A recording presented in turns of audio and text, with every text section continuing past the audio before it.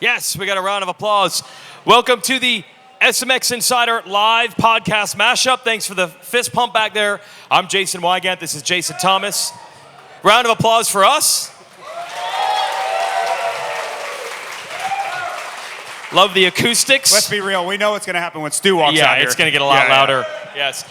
We do a show that you can watch every Thursday at 2 Eastern. It's called SMX Insider. We try to give the full, broad scope of all the different scoops and angles and things to watch every weekend to kind of preview your race weekend, right? Yeah, this is just a live version of that. We do a segment called The Big Interview, which we're going to have 4 of those today. But yeah, it's, we've modeled after some of the stick and ball sports, get into some of the inside aspects. A lot of things we don't have time to cover on the broadcast, right? We can really dive deep into some of the things that you guys are all wondering about. And I love the analysis part. It's also my job here. But it gives us a chance to really go into what happened on the weekend and also push forward to what's going to happen in the following weekend. And I give you credit, JT. On Thursday, last week, you said, for those inclined to go big in a rhythm lane and quad, it will be a huge difference maker. And that actually played out exactly that way 48 hours later. Yeah, I'm going to be real. Most of the time, I'm just making it up. Yep. Like, I just kind of wing it and hope for the best. That one, I nailed it. Like, it could not have gone any better, and I'm still kind of reveling in this, right? And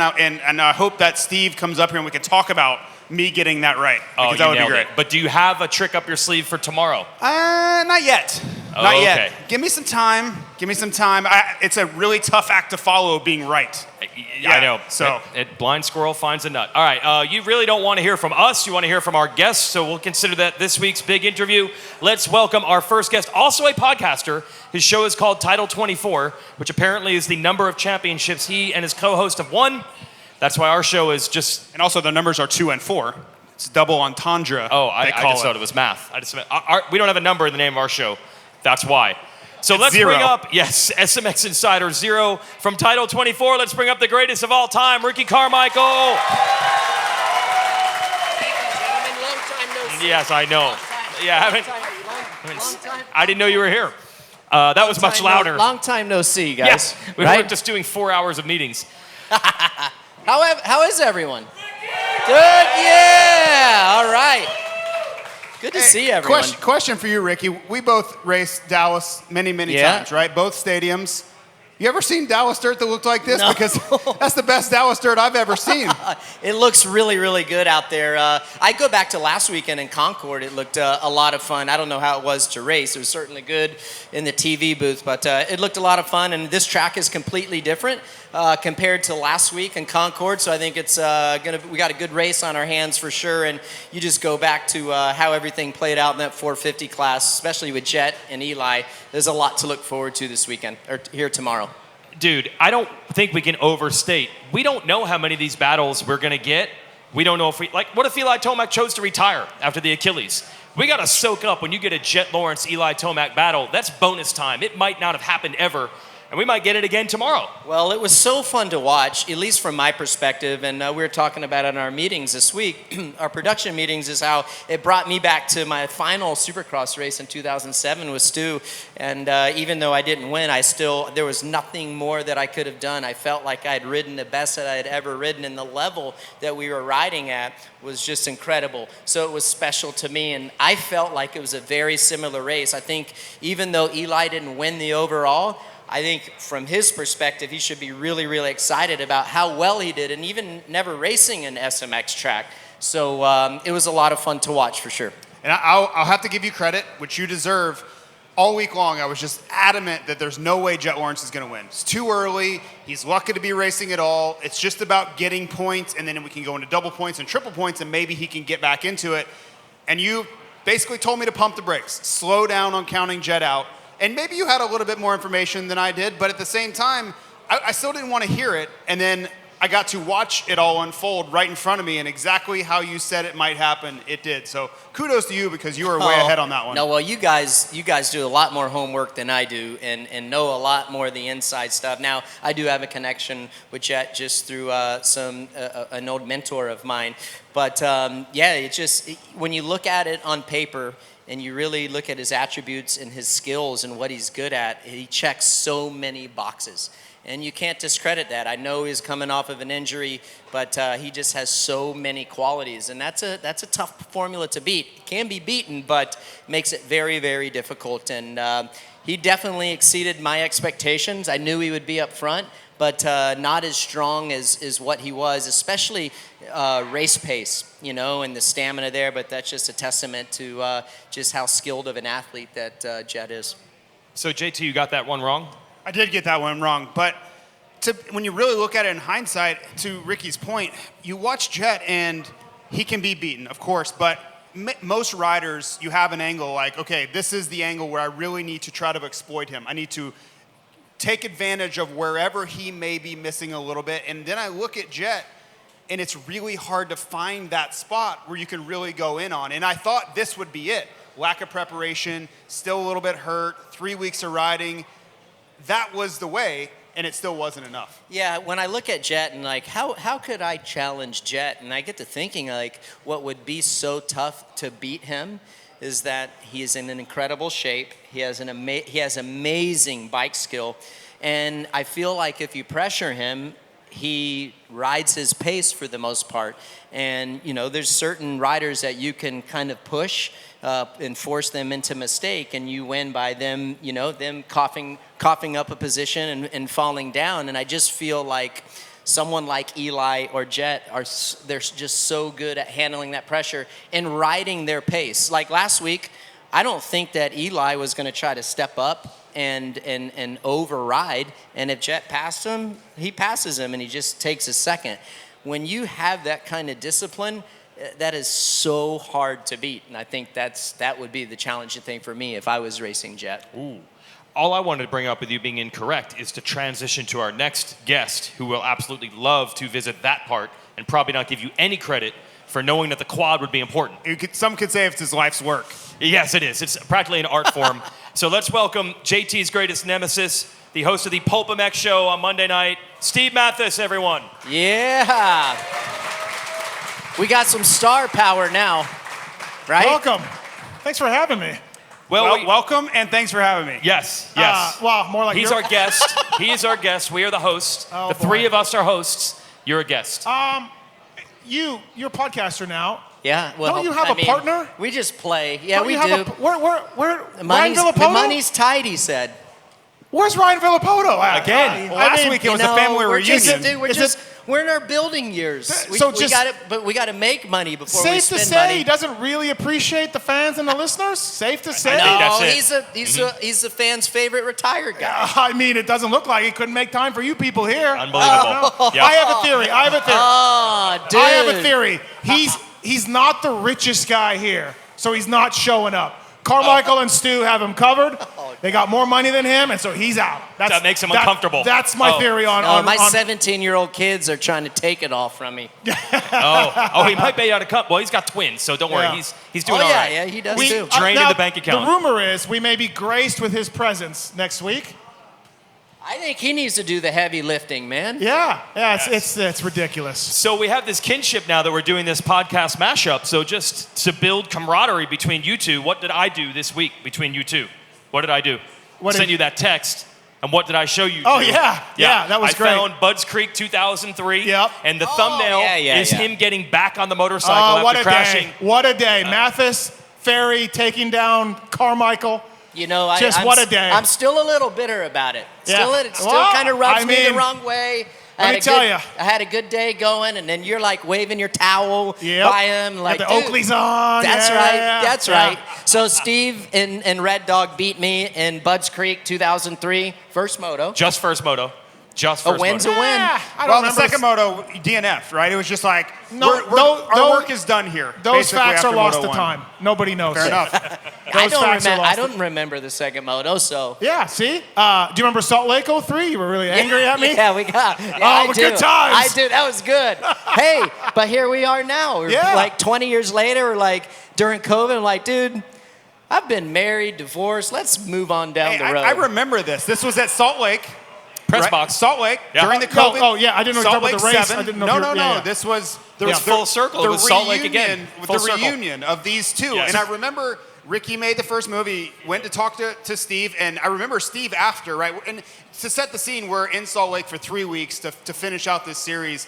And so there's a lot of downtime. There's a lot of sitting around talking, and Steve's like, do you think he's just messing with me? Like, No, I swear I wasn't. I'm like, dude, I'm just like, I was actually talking to my wife about it. I'm like, dude, you know what?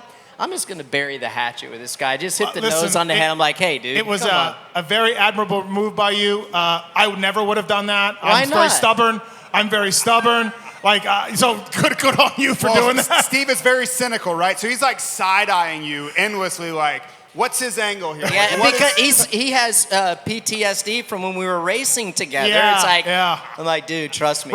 Being a mechanic in the Carmichael days, everybody, this is what it was like. So you're in the mechanics area. I'm thinking more outdoors than indoors, but outdoors, you're in the mechanics area, and it's like, you got your pit board ready, you got your headset on, your Oakleys, and there's Ricky, and then it's just silent. Like 10, 15 seconds. Oh, here comes the pack of guys. You're like, oh, this is great. This is great racing here. Ricky's out by himself. Except Bud's Creek. Except Bud's Creek, yeah. I think that the highlight moment of all of that was when he came to the house. Was that 600? Was that 600 or 500? 500. Show 500. Yeah, 500. You being there, like, in a million years, we would have never thought that would have happened years before. Well, ever. me and MC, it was Yeah. fun. It was a lot of fun to talk about and tell stories that, you know, there's always this perception like, oh, you had to have been feeling this way, or you didn't like this guy or that guy. Did you like him or whatever? And it really wasn't sometimes what it may have seemed from the outside. So to be able to share those stories to your audience and some of our friends, it was special, you know, because I think it's important that people know it. Real quick, Steve, SMX, we did some preview videos. We did like 100 of them going into the last week, and you're like, I like the hybrid tracks. So you do not just throw compliments out there. So you like the hybrid tracks. I was actually surprised to hear that. Yeah, I mean, because when I thought of hybrid tracks initially when this series was launched, I was thinking about the Monster Cup, right? Where we had super minis, no whoops, and everything's pretty easy, and excitement level was pretty low. I thought last year going into Charlotte, and even this year too, hearing the riders talk about how uncomfortable they are, Phil complaining, God. I like all that. I like challenging these guys. These guys are amazing riders. The bikes are so good. And to hear them say, man, it was sketchy because my bike had Supercross stuff on it, but those braking bumps and the sawdust. I like hearing the riders get a little uncomfortable. And I think the Feld guys did a good job, and the Dirtworks guys with the track.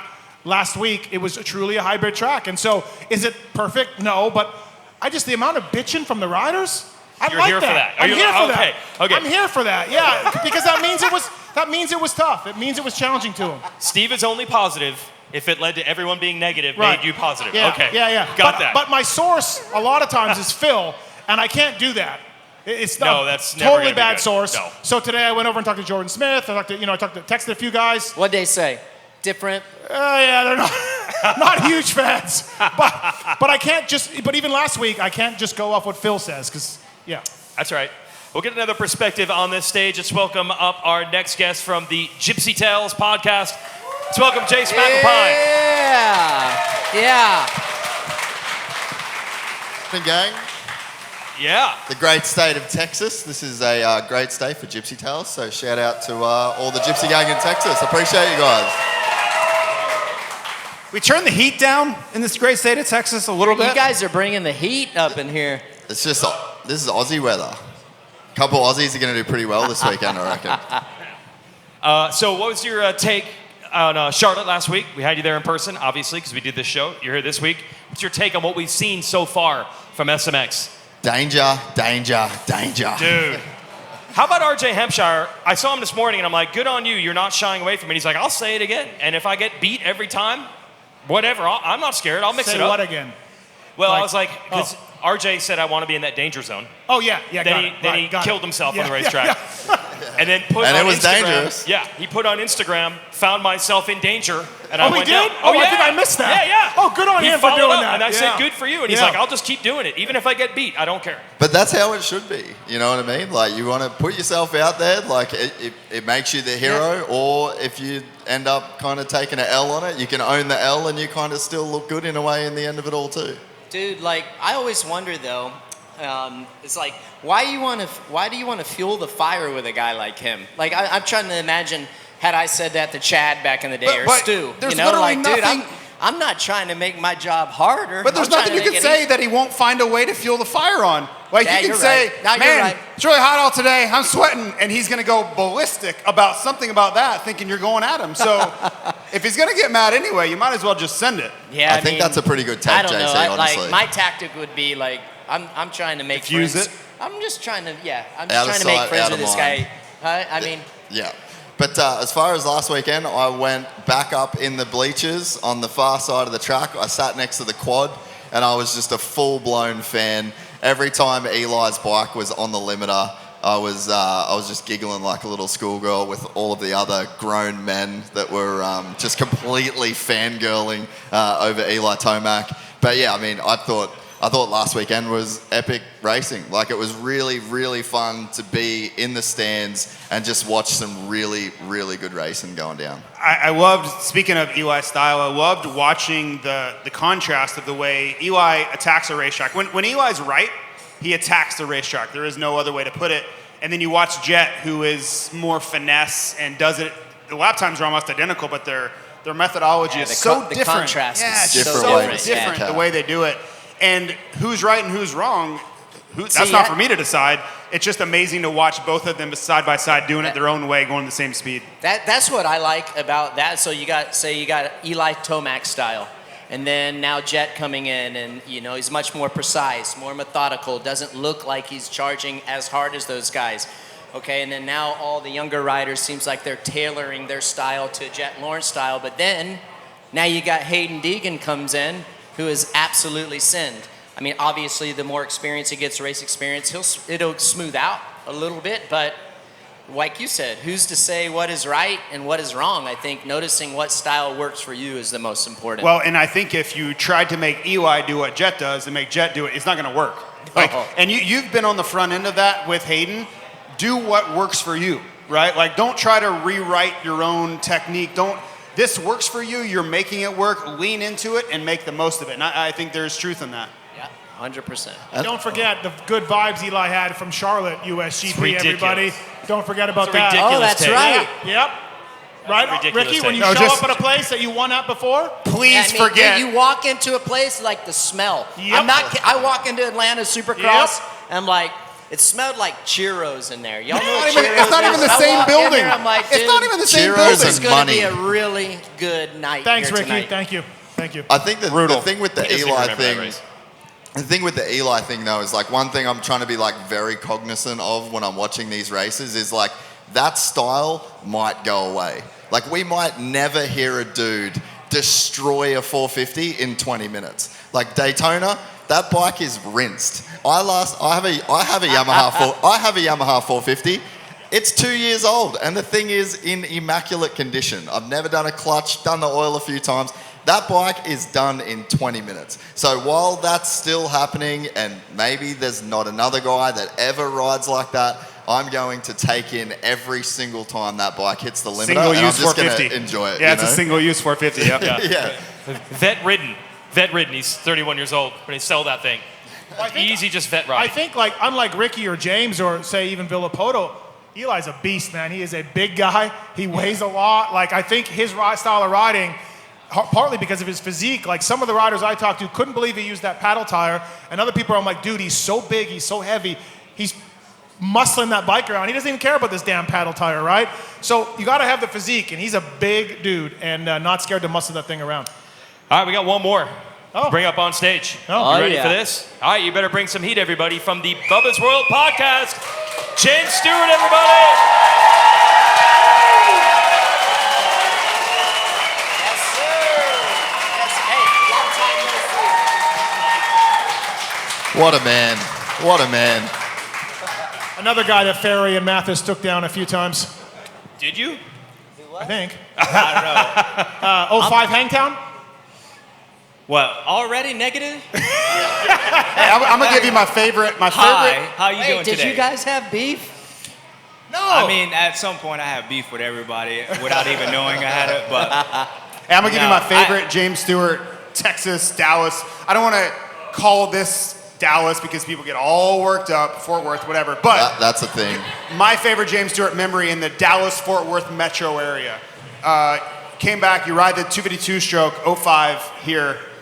You go out and B practice. For some reason, somebody decided it was a good idea to put James Stewart in B practice. Well, he wasn't seated, right? So, yeah. No. This not even seated. Like, this is with people who they're probably not going to make the night show, let alone the main event. You know why? He didn't have points. I understand. Oh, yeah. But he almost. Well, no, you just There said was for some almost reason. a murder on the racetrack every single jump because James was going 35 miles an hour faster than everybody in every section. You remember this, James? Oh, I remember it. Yeah. I was watching. My mouth was wide open the entire practice watching this. They put him back in A, the next group. They were like, okay, man, Yeah. Yeah, I was in Crisis A. averted. About 30 minutes later, I was back in A practice. So Was it 259 then? Was it two? It would have been 259 still. yeah, it was 259. That's why 3-digit. They were just like put him straight in the B practice. I thought Yeah. Orlando was your first one back where you waxed us. Well, this was coming off an injury, I No, think. you know, I think Orlando was your first one back. yeah, maybe you guys probably like said something. You guys said something. Oh, I didn't say anything. Because it was, but I don't remember being in B practice at Orlando. No, it's You were in definitely Dallas. Yeah. I was? Yeah. You were in Dallas? Definitely was in Dallas. It was I'll in never Dallas. forget it. Yeah. Anyway, Because I don't know how. teams were, I was on a team, and they were complaining about Stu getting in seated practice. And AMA was like, hey, man, he's going to kill someone. Like, if we don't put him in A. Yeah, closings rate is This is really a safety fast. thing. Yeah, so Because just- he's, like JT said, he's going 35 miles an hour quicker. So let's put him in seated and save some lives. Hey, this is no joke. Yeah. There was a picture in my locker that my mechanic put up from Orlando 07-ish something, and you are realistically probably 15 feet lower than me on a triple, and I'm jumping like just like this, right? And you're like flat, like look like a fighter jet over this triple. And he's just like, you're in the wrong sport. I was like, cool, man. This is my Yeah. mechanic writing on the picture on No my locker. way. Yeah, it's Serious? amazing. Yeah. It's Who great. was it, Truman? No. Yeah, Mike. Well, anyways, I actually do love Texas. Like, I'm not kidding. I do love Texas. Yeah. Yes, you do. No, I love it for many reasons, but like I've always enjoyed. Got my first ever win here in Dallas. I used to come up here when I was an amateur, Lake Whitney, Moser Valley. So Texas is another home of mine. Hey, man. And I got landed on JT a little farther south in Texas. You did. Houston. What? Houston. Is that Houston? Yeah. Sure Houston. was. Yeah. Yeah. There was the one Dude. where your dad walked up the tunnel. Is that Dallas? What's wrong with No, that? hey, tell him a funny story about when you liked my line when I hit the. Remember when you guys remember Dallas Supercross when I allegedly hit the boat, but I never made contact with it. I never make contact with I it. don't know. Are you fact checking this? And this guy's like, dude, why did you take that line? Yeah. That was the dumbest line ever. I'm like, that was the safest line for me, dude. You don't understand. Nah, well- He's like, no, you took a bad line. I'm like, bro. Yeah. I don't think you know what it was like for me to go through the whoops. Well, I was behind you, so he's talking about 06, and Yeah. I was behind you, and I almost crashed a few times. And then I knew when I heard you, I was like, this dude ain't gonna make it. Like, he ain't gonna make it. Like, I can't believe he took that line. But I give you credit, though, because you were trying to win. Like, fair enough. Well, I knew but- you were going to go wide Yeah. open through there, so I'm like, Yeah. well, Yeah, I felt like, didn't he pass you there earlier? Yeah. Yeah, so I felt like James was like, I'm going to go this fast. And you were like, oh, watch this. I'm going to go this fast. And James was like, no, you're not. I'm going to go this fast. No. And then it ended. that's what happened, 100%. Well, that's cool. No, I was struggling through those whoops, and I found I'm telling you, I was JT, struggling the whole He time. was struggling, JT. I was struggling. I could pull up the video and show you struggling. No, Yeah, I think we need to show James it what was struggling very is. I think those are probably the gnarliest whoops. That one, and remember here in Dallas, actually, 2003, they actually cut him down in practice. We used to ride on Doing Friday. God's work, I cutting do him down. remember that, Doing yes, God's yeah. work. But like I was behind him trying to pass him. I was going down all over these different lines, almost crashing, and I found this one line all the way up on the bells, and that's where I passed you at. And so You're going all the way left, right? Yeah, I went all the way Yeah, left. And then so obviously he didn't know about it, so I heard him And I was like, oh, he ain't gonna make it. Like, he ain't gonna make it. Yeah, and then sure enough, he didn't make it. Yeah, but sure enough, I ended up crashing later, and then we gave our best friend the win anyway. That's right. Yeah, we did it. But no. But anyways, I love Dallas. Dallas was good. And the only reason I wanted him to tell you guys that story, we were sitting in the booth, I don't know, it was like before we went on air or something. He's like, dude, why were you taking that line? I'm like, dude, I don't know. I guess because I wanted to crash. Who knows? So like, back then, they were giving out free boats. You know, we used to give out boats, so I thought it was. You showed them which one you wanted. Those things are brutal, dude. They were bad. The boats or the whoops? No, the whoops. Okay, all I right. never hit the boat. We fact-checked the boat thing. I missed my window. I need this 9 whoop rule. Like, I would have loved that dude. 9 whoop rule. Dude, I would, right? Who were we talking about that on the conference call? No, we weren't. So I was talking to some people this week. I'm like, dude, I wish they had the 9 whoop rule when I was racing. Can you imagine James with 9 whoops? I mean, There would only be one. He'd hit would the it be first one? one and double 9 of them. One whoop. What do you 100%. touch down once and then You just... would be the guy to figure out how to jump 9 whoops. For Came- sure. It came pretty close Yeah, at Vegas that year. I had to because I didn't want to go in the boat. So I figured it out. So it would have been hard. But no, they were just built differently back then. They're separated. So Dude, speaking of funny stories, so Millville, 2006. Dude. negative. Oh my gosh. Hey, I have to get. You brought up the boat. I didn't bring it up. It's just funny because David Pingree was running analyst position at the time, and that silly hill, that right-hander, dude, it was so funny to watch. You're so gassed. You're like, oh, dude. Yeah, that was a rough one. That's when he lapped us all. We're all stuck on there. But I remember, I hit you, right? You sure did. Yeah, Another I hit time. you. Yeah. What? Just a little bit of Just time. another Yeah. time. Oh, yeah, Yeah, yeah, if you don't know, me and JT, we go back. We go back. We got some history together. Now I would like to say I'm an innocent bystander in these occurrences. I'm just trying to stay out of the way. Yeah, well, at that point, I didn't care. I was getting up that hill. Getting up the hill. I was stuck on the side. Did you turn around one time and go I back? did it all. It came from off I the did track. it all. I was like Cooper Webb from last week. Oh, last week, Cooper Webb. Whatever. It don't matter. I'm cutting the track, whatever, dock me, whatever. And then I get up on the hill. I hit him. I go down. And then my one of the guys that worked on my team came out. Kaipo came out, and he's like cleaning my throttle, grips off. I'm like, where you at? You late. Anyway, it don't matter. We already got a lap. Then I get disqualified or I get docked positions after getting lapped. Because you went backwards on a track? No, because he was cleaning my throttle off.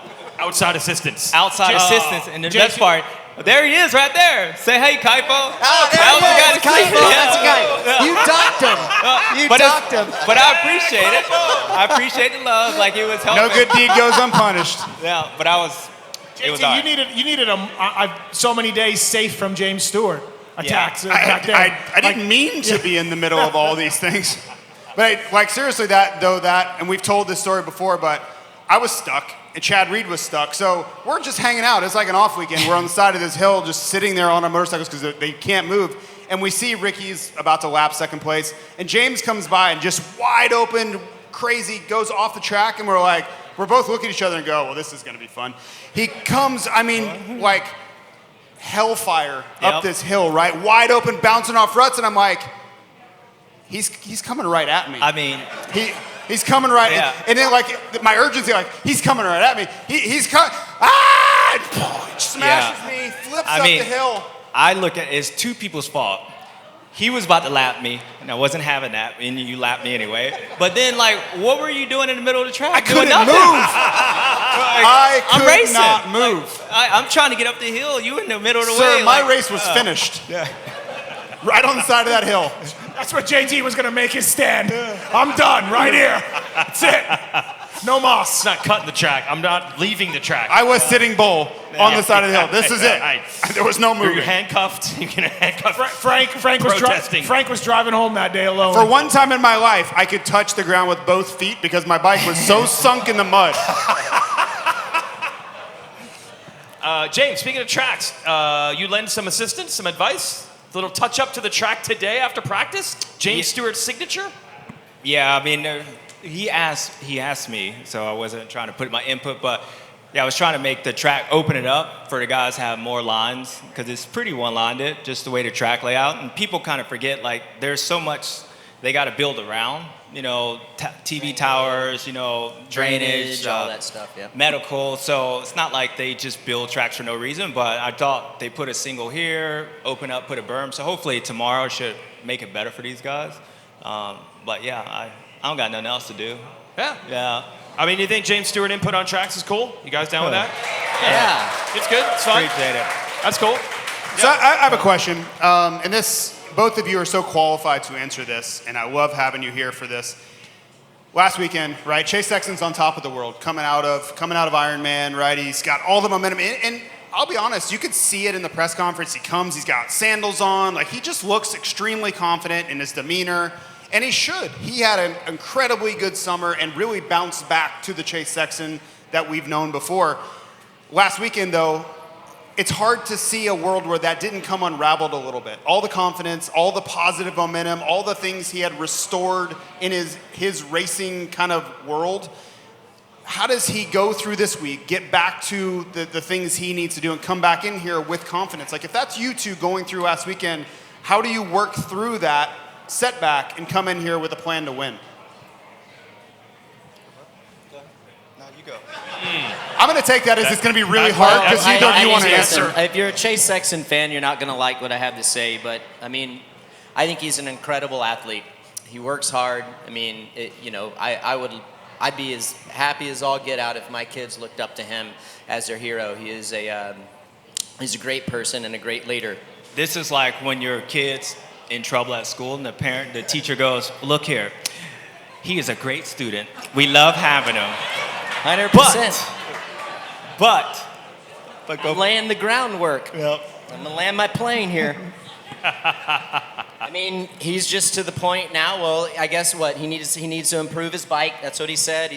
Mentioned it twice up today in the press conference, how they've been testing. They're going to use these 2 sessions today to try a couple different settings. So, you know, like, I'm from Missouri, dude. You know what state that is? It's the show me state.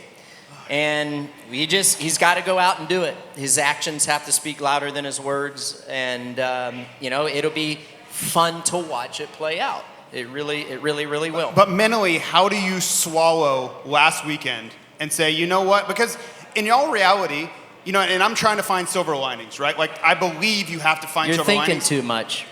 Well, I couldn't go fast enough, so all I was left to do is think. But he's still the points leader, right? Like, he has to come in here with a job to do over the next 2 rounds and win this championship. He has to look at where he fell short last week compared to the 2 guys that beat him. And throughout the week, whether he needs to tailor his bike, maybe make some adjustments to the motorcycle to get him a little bit more comfortable where he can ride that edge or ride in a level that is high enough to keep up with Jet and Eli, he needs to work on that during the week. For example, when I was trying to beat this guy, I knew he was super explosive the first 5 laps. So what would I work on during the week? I'd work on my first 5 laps. I'd do sprints after sprints after sprints. So if I could get that sprint speed, that would help me so he wouldn't build a gap. It's just, it's simple things like that where you can work on. Might work, might not work, but at least it's worth a try. Yeah, I think if you are asking me. So I think if you look at Chase rode fine last weekend. Like, he had speed. Like, he was able to close in on Jet.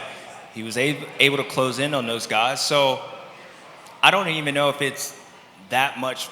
I don't think he needs to really improve anything with his riding. I think what he has to do is just basically he's got to go win, right? Like, let it go, because I think it would be harder if he was trying to figure out how to go fast. Okay, where am I getting beat at? Those guys are pulling away from me. Like, if he finished that race and how far he was back, it was up to, like, those guys just pulled away from him and he rode perfectly. I think it'd be a hard week, but he caught him, and he caught him multiple times. He's just got to remember what is he doing when he catches those guys, and what is he doing once he catches them? Like, what changes? And from that point, I think it comes into wanting to beat somebody so bad, and maybe outside influence, whatever it is, but he changes. And you got the pace, and in this sport, if you're fast, you have a chance. So for me, when I'm looking at him, I don't think Chase needs to change anything about his riding. I think he needs to change his approach once he catches those guys and just somewhat let it all go and just do it. Whatever that is, he's a champion for a reason. The dude knows how to ride a motorcycle. Every championship he's won, he's completely deserved it. He is a different rider, and sometimes you can overthink things, and now hopefully, for our sake, he doesn't, and just realizes, dude, I got everything I need, but it falls on me to go do it. And I don't think the bike was an issue. I don't think his riding was an issue. There's no issue besides him just making it happen, and that's what he's going to have to do tomorrow. Kind of the other side of that coin, I was just going to ask Steve real quick. Yeah. Steve, Eli Tomac, crazy good ride last week, right? And the expectations were really low, right? He was almost playing with house money coming into Charlotte, and he goes out and is fantastic. And from Friday on, he looked like he was playing with house money. No pressure, really energetic. He just wasn't riding tight. Remember how he got out early in every practice, charged right away, right? Right from the first time he hit the track. But you've been on this thing, and I think it's played out, to your credit, of it's been inconsistent. He hasn't been able to bring his best stuff every single time out on the racetrack, and there's a lot at play there. There's injuries, there's getting older. How do you harness your best self every single time out? Do you think we're going to see over the next couple weeks, is he going to be that same guy that he was at Charlotte the rest of these 2 rounds? Well, I heard today after practice, I didn't hear very many good things about this track from riders, not that happy for a few reasons, but I talked to a star guy who said, you know who loves it? Tomac said he's having a great time. All right, there you go. So there you I think Daytona, Speedways, I think he loves them. I think he feels at home on them. He feels comfy on them. And so do I look for him to go 1-2 tomorrow night? Probably not. I think Chase will rebound a little bit, but I think he's going to be absolutely in the mix for wins, for both of them. And I think that's the question. Is he the same guy? I think so. Right, okay. I do. Yeah, I do. I think the first corner is going to be different tomorrow with 20 guys going into one corner rather than 10 guys going into 2 separate corners. And shortest start straight we've had all year. This has been shorter even than, was it Detroit that went widthwise? Whatever. This is the shortest short start. Yeah. Shortest start straight we've had all season long. I want to ask something. The 3 of us discussed it on one of the 17 shows that we do.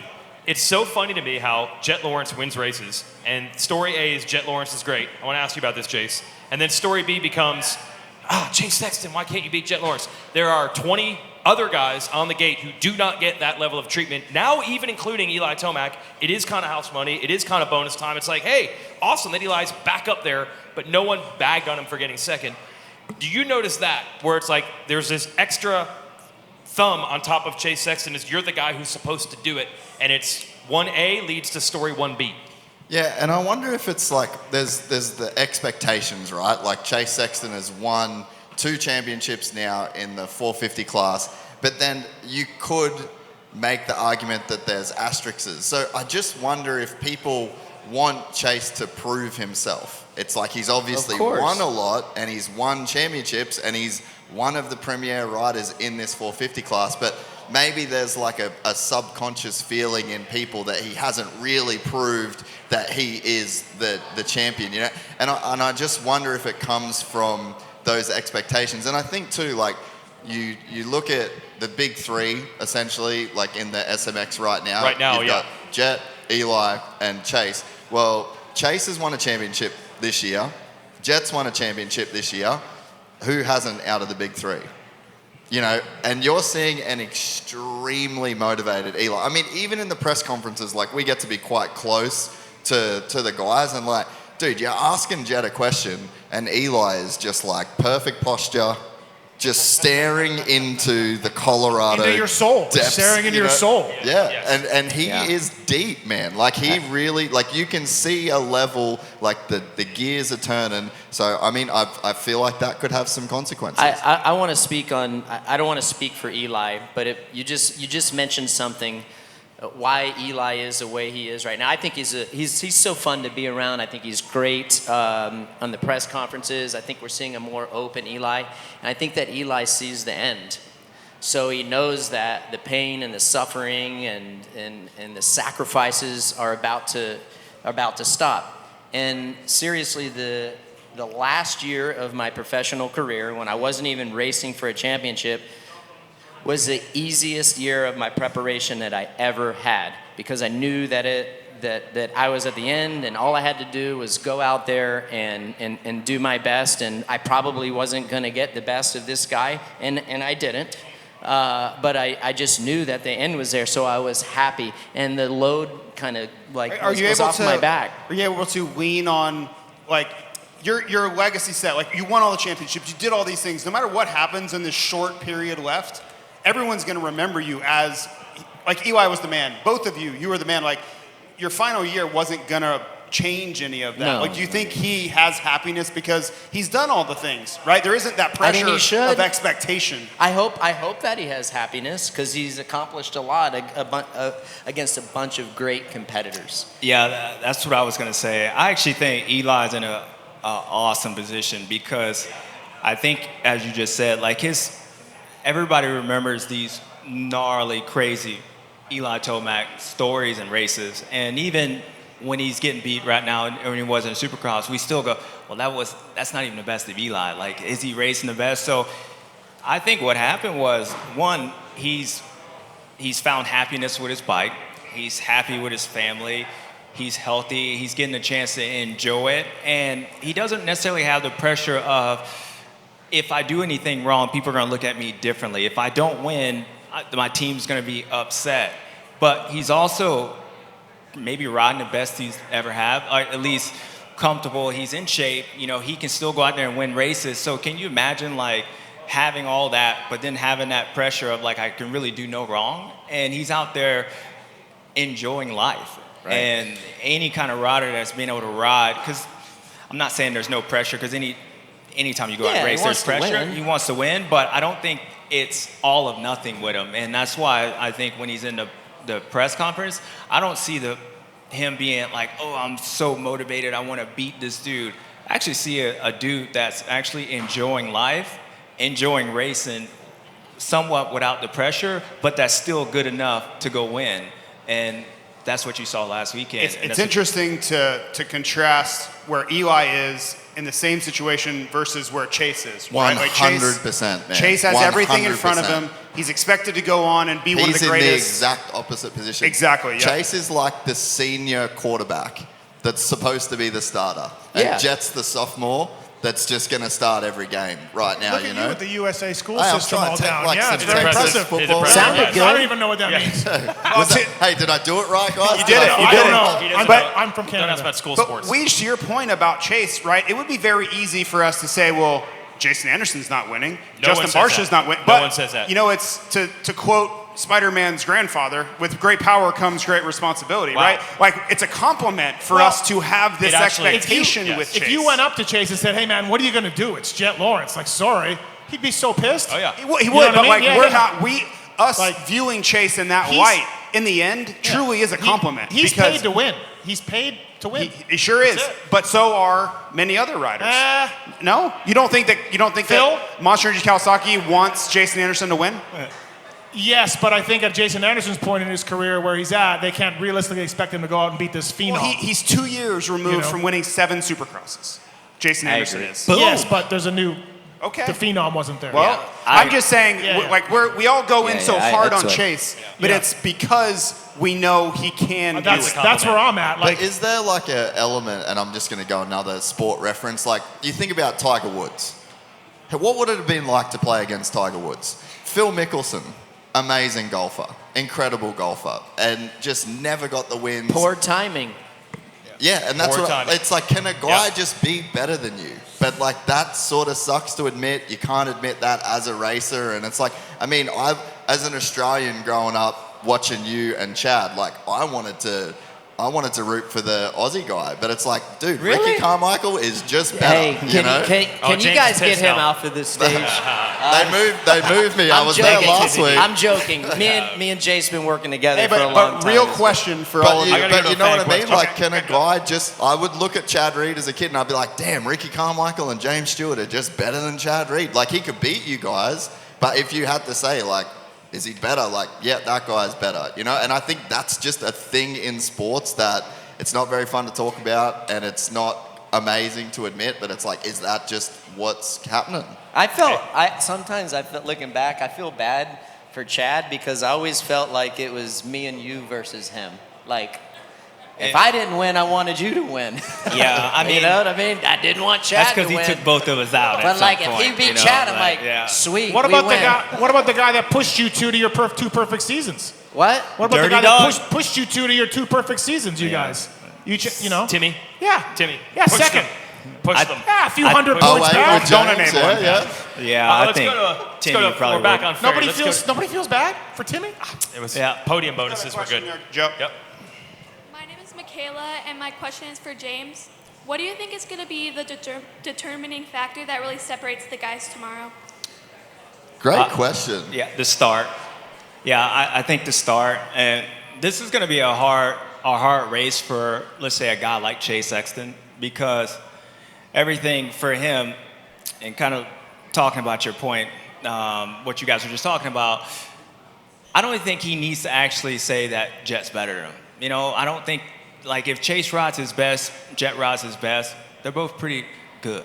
Like, they're Do you both pretty think good. we've seen that? Actually, sorry to interrupt you, but do you think we've seen both of those guys at their best race each other yet?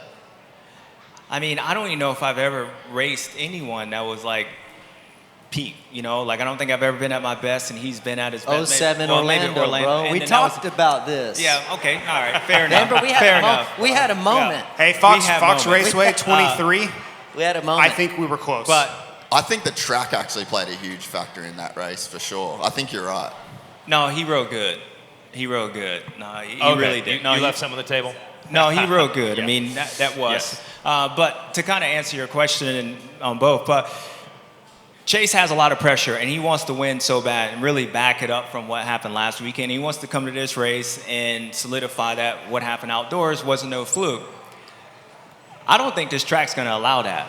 Like, I think Chase can probably ride, let's say he rode his best ever race his whole career.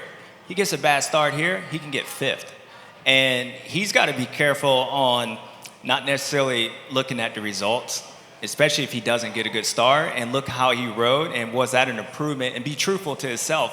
Because some tracks you just go to, it really falls down on, okay, a bad start here, this track you cannot pass. That's why I was out there saying, hey, maybe you guys need to open these things up. And a guy could be the fastest one and get 5th place. And if Chase falls into that this weekend, let's say he rides good and he gets 2nd or 3rd and Jet wins, what does that do to him mentally? Like, is he gonna look at it as like last weekend, like, yeah, man, I'm done, I can't beat this guy, somewhat as what you were saying, this guy's just better than me? And I think he's got to be careful, along with all these guys, that they don't fall in that, because the racetrack is gonna be a huge play in this thing, as to what you just said. Good thing the Hondas aren't good on the starts or anything. But, Like, I got a fan question, but go ahead, Ricky. Yeah. no, go ahead. Okay, question from a fan there in the back. Hey, my name's Cole, and I got a question for JT. How much gel do you put on your hair on a daily basis? Yeah. People want to know. He's friends with Moto memes. That's fair. He's friends with fair. memes.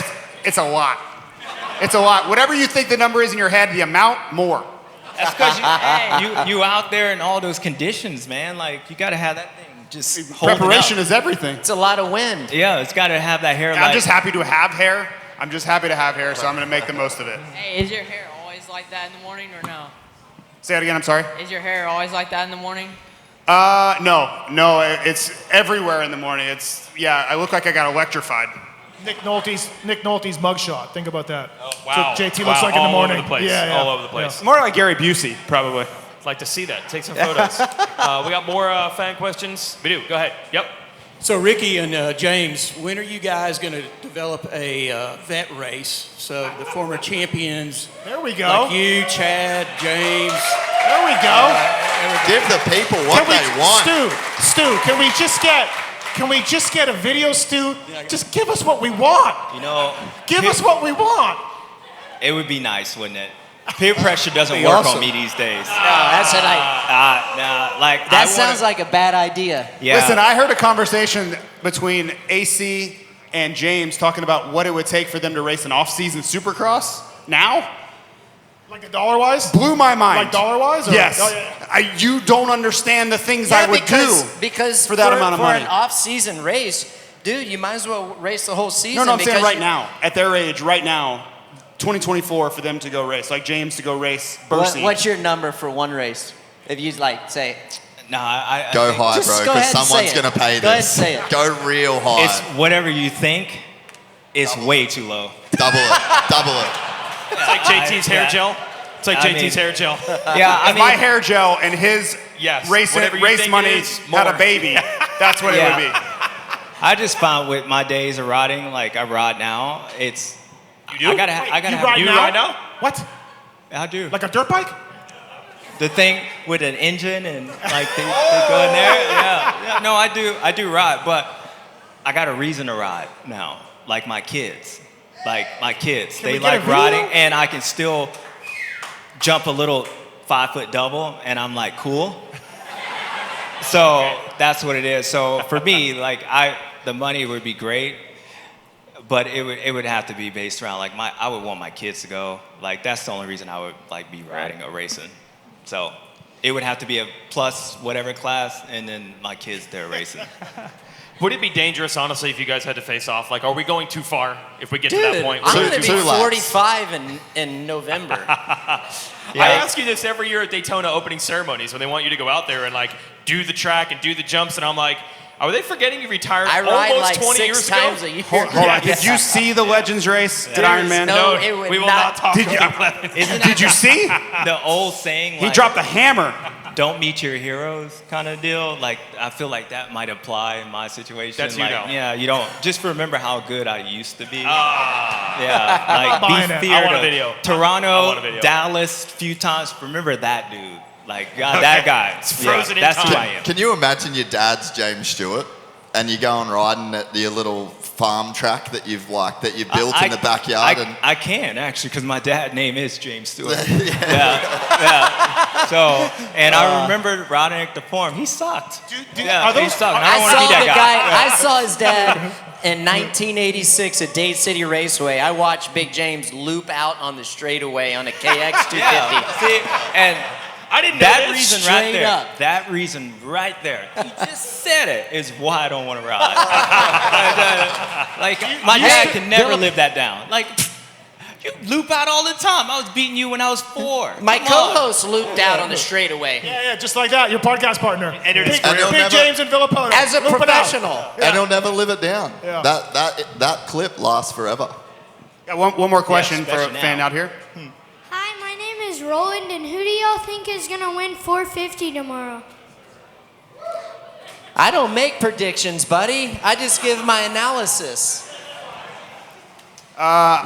I think Jet will win because I think James made a Oh, great dude, point. this I'm guy. gonna get hate, but I think Hey, you won't be seeing him interview Jet tomorrow. Get a couple side, but his first lap or positioning. Chase, sorry. His first lap positioning is so consistent, and he constantly puts himself in positions to succeed, and that's gonna matter a lot tomorrow. I'd love to see Phil do it. Phil Nicoletti. Who wants to see Phil do it? That got would be 2 cool. more races. So much That would be pandering. cool. So much pandering. You don't Cheap think heat. Where's Phil the is cheap where's the going away party? It's Saturday night at the Huddle in Vegas. We'll see you guys there. Yeah. It's like He's 4 having a- Phil- Are you After lying parties. to me? Skip Norfolk will buy for you. Skip's the owner.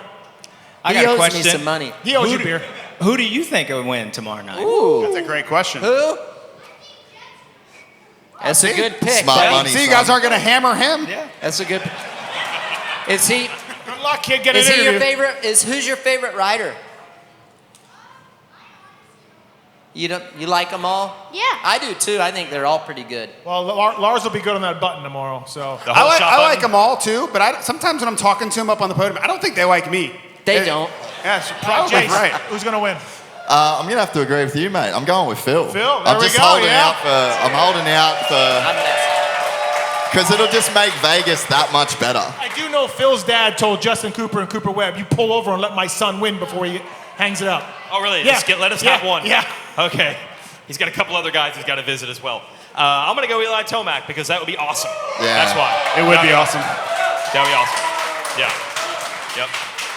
That is the theory. That's what we were talking about before. The theory I have is when guys get older, you would think the first thing they lose is like the outright speed. But what I find is it's more of they're just not that guy every single time, but there are certain times where they are still that guy. It's just not, I mean, you guys, you guys would fall in the first turn, and the worst you get is third, no matter what. You could. 100%. I don't even want to know what Chad was doing on Friday nights before some races, and he was still pretty much the same guy, right? That's you don't the want to thing know. where you And almost. this isn't the too hot for TV edition Yes. of the mashup. Okay? I'm just saying, in the peak, the guys are like, no matter what happens, they're still unbelievably fast every week, any track. If they're sick, healthy, doesn't matter. They're just going to send it. And then you get a little more of that variance. So that's when I get a little worried. I'm going to compliment my man James right here on, like, he was talking about how difficult this racetrack is going to be to pass on tomorrow, and it will be. 100%, just the way it's laid out. But the racing is still going to be really good.